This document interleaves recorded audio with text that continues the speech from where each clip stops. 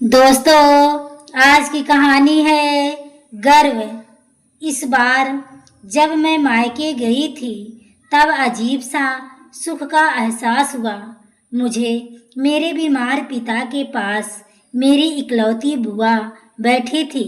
वह मुझे देखकर खुश हुई और मैं उन्हें देखकर हैरान रही। यह मेरे लिए एक सुखद एहसास था क्योंकि पिछले 15 साल से हमारा उनसे अबोल चल रहा था। इन्हीं कर्म से कुछ गर्व खड़े कर दिए थे हमारे परिवार वालों ने, और चुप होते होते बस चुप ही हो गए थे। जीवन में ऐसी सुखद पल जो अनमोल होते हैं हमने अकेले रहकर भोगे थे। उनके बेटों की शादियों में हम नहीं गए थे और मेरे भाइयों की शादी में भी वे नहीं आए थे। फूफा जी की मौत का समाचार मिला तो मैं आई थी, पराए लोगों की तरह बैठी रही थी, शांत बनके। दो शब्द मेरे मुंह से भी नहीं निकलने थे और बुआ जी ने भी मेरे साथ कोई बात नहीं की थी। बुआ से मुझे बहुत प्यार था, अपनी भाइयों से ज़्यादा प्रिय थी। बुआ से पता नहीं स्नेह के तार क्यों और कैसे टूट गए थे, जिन्हें जोड़ने का प्रयास यदि एक ने किया तब दूसरे ने स्वीकार नहीं किया था, और यदि दूसरे ने किया तो पहले की प्रतिक्रिया ठंडी रही थी। कैसी हो मानवी, बच्चे साथ नहीं आए। बुआ के स्वर में मिठास थी और बालों में सफेदी।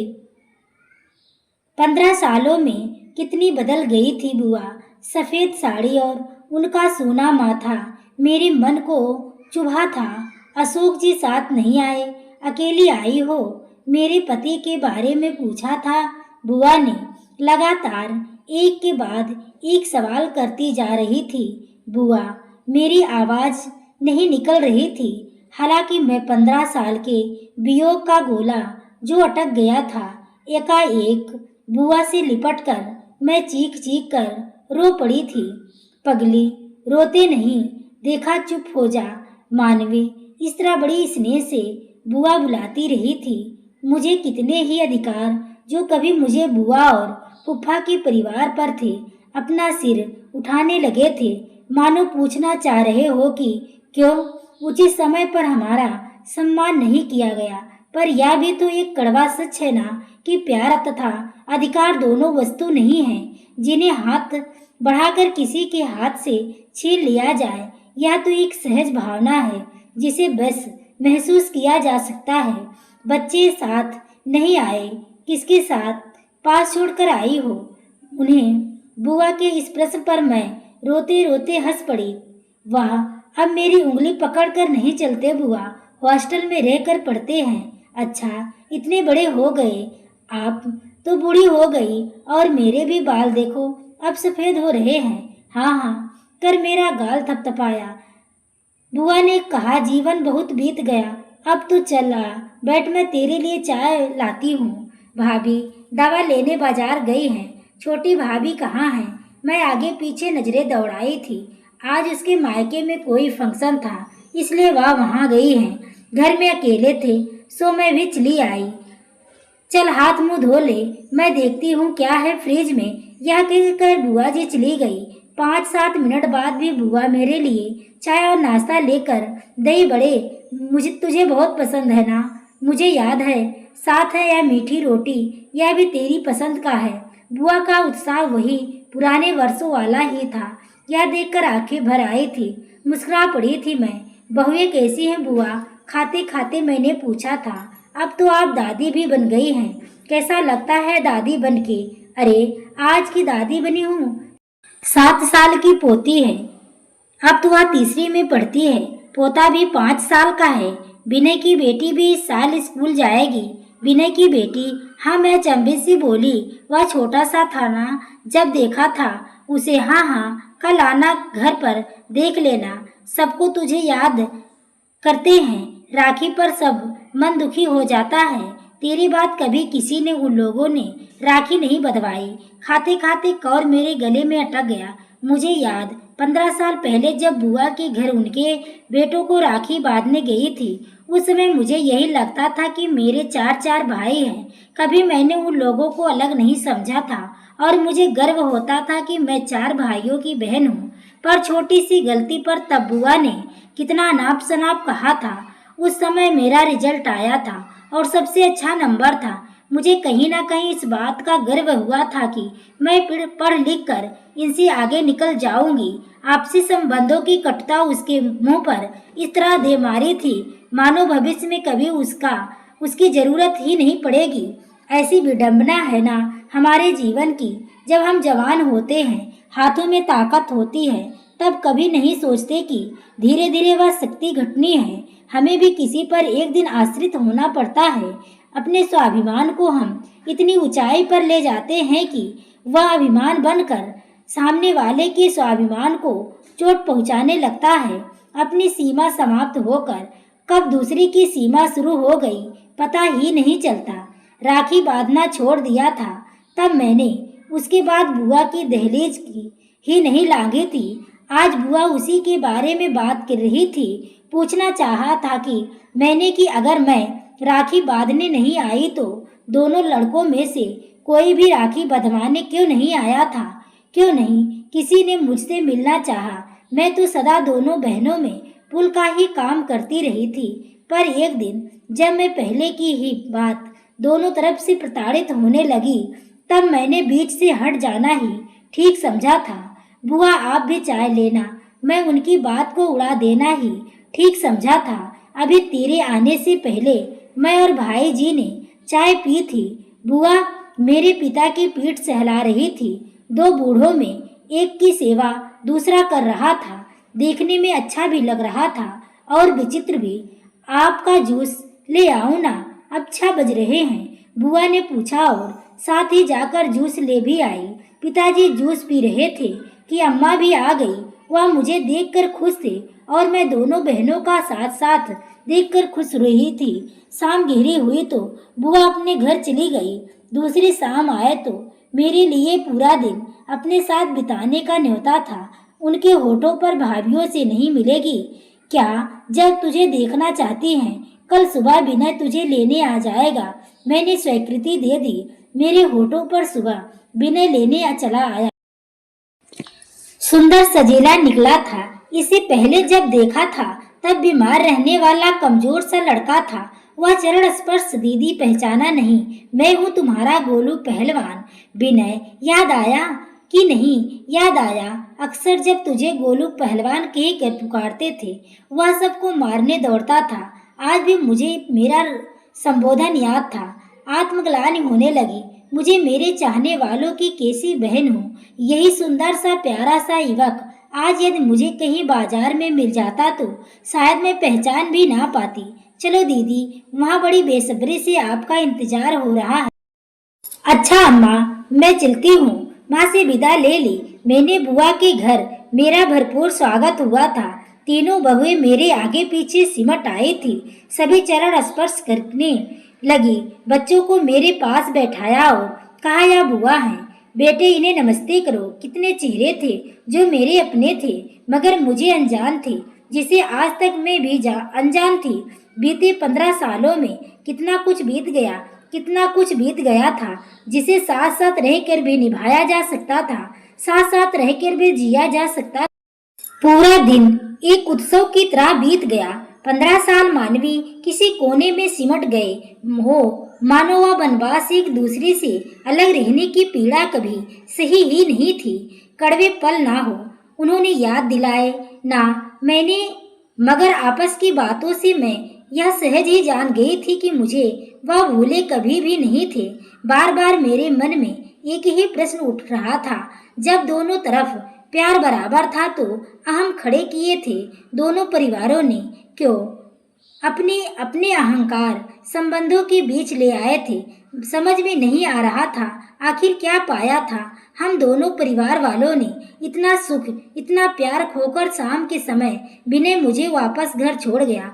रात में अम्मा और पिताजी मुझसे पूरा हाल चाल सुनते रहे।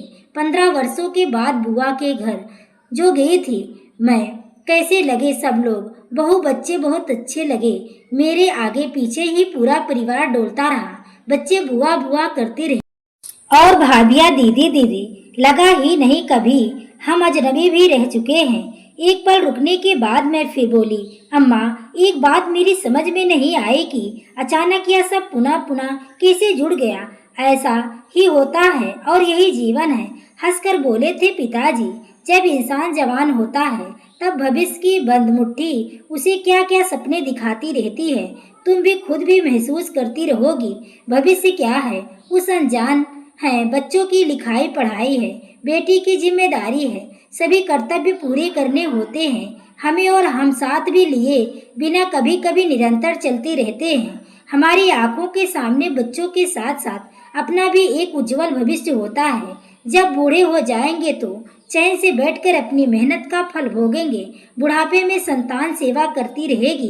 पूरा जीवन इसी गर्व तो बिताया होता है ना हमने उस पल। कभी कभी अपने सगे भाई बहनों से भी विमुख हो जाते हैं, क्योंकि तब हमें अपनी संतान ही नजर आती है, बाकी सब पराए। कई बार तो हम अपने माँ बाप के साथ भी स्वार्थपूर्ण व्यवहार करने लग जाते हैं, क्योंकि उनके लिए कुछ भी करना हमें अपने बच्चों के अधिकार में कटौती करना लगता है। तब हम यह भूल जाते हैं कि हमारे माता पिता ने हमें भी इसी तरह पाला था। उनका भी चैन से बैठकर दो रोटी खाने का समय भी आया है। उनको छोड़ हम अब गृहस्थी में डूब जाते हैं, और जब हम खुद बूढ़े हो जाते हैं तब पता चलता है कि हम भी अकेले रह गए हैं। लगता है हम तो ठगे गए। मेरा मेरा कहकर जिस बच्चे को पालते रहे वह तो मेरा था ही नहीं, वह तो अपने परिवार का है, और हम उसकी गृहस्थी की अवांछित सदस्य हैं। बस बोलते बोलते थक गए थे पिताजी। कुछ रुक कर हंस पड़े। वह फिर बोले, बेटा, ऐसा सभी के साथ होता है। जीवन की संध्या में हर इंसान अकेला ही रह जाता है। पीढ़ी दर पीढ़ी ऐसा ही होता आया है। तब थक हार के मनुष्य अपने जीवन का लेखा जोखा करता है। उसने जीवन में क्या खोया और क्या पाया। भविष्य से तो तब कोई उम्मीद रहती ही नहीं। जिसकी तरफ आंख उठाकर देखे वह अतीत की ओर मुड़ जाता है। तुम्हारी बुआ भी इसलिए अतीत को पालती है। शायद भाई बहन ही अपने ही हो, और बंजे की बात बुढ़ापे में पुराने दोस्त और पुराने संबंधी भी याद आते हैं।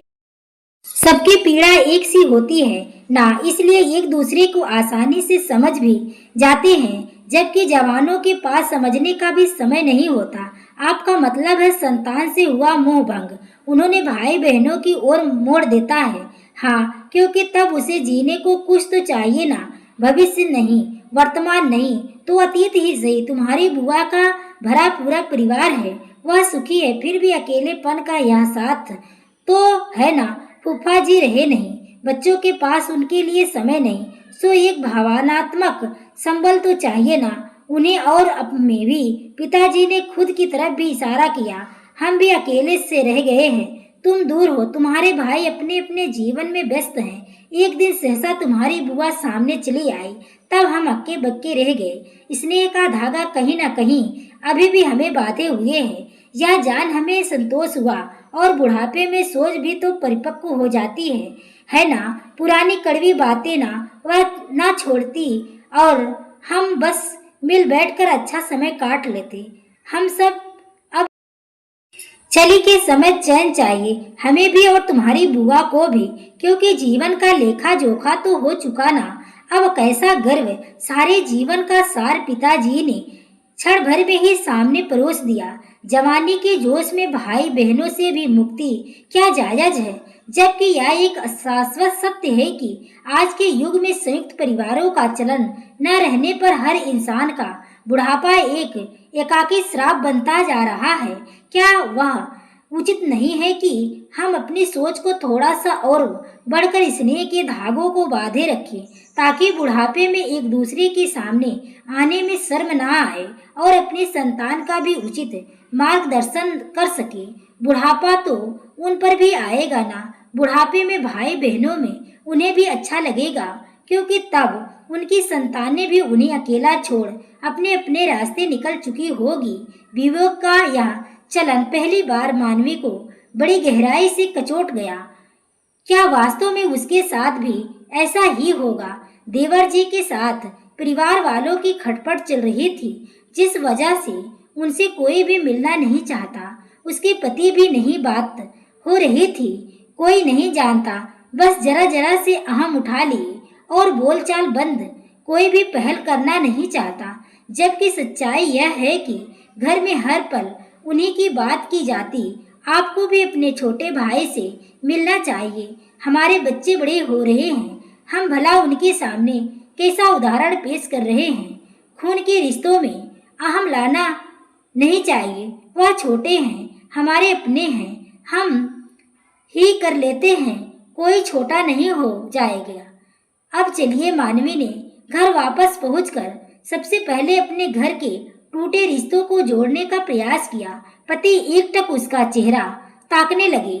जहां तक हो सके हमें निभाना चाहिए, तोड़ने की जगह जोड़ना सीखना चाहिए। अपने बच्चों की बात को बीच में काटते हुए मानवी से पति बोले, और सामने वाला चाहे मनमानी करता रहे, फिर क्या हो, वह आपके छोटे भाई हैं। मैंने कहा ना, व्यर्थ में हमें खून के रिश्ते की बलि नहीं चढ़ाने चाहिए। मानवी ने बुआ की पूरी कहानी पति को सुना दी। चुपचाप सुनते रहे। वह जरा सा तुनके, फिर सहज होने लगे। तुम्हें पैर छूना, मैं नहीं, कोई बात नहीं, मैं ही छू लूंगी। वह मेरे छोटे भाई समान देवर हैं।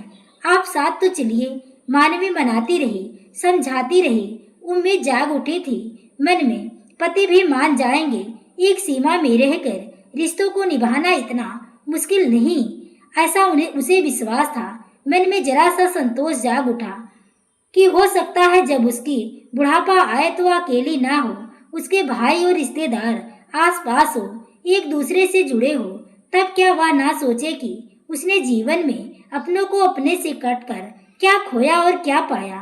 तो दोस्तों, आपको यह कहानी कैसी लगी कमेंट में अपनी राय जरूर दें।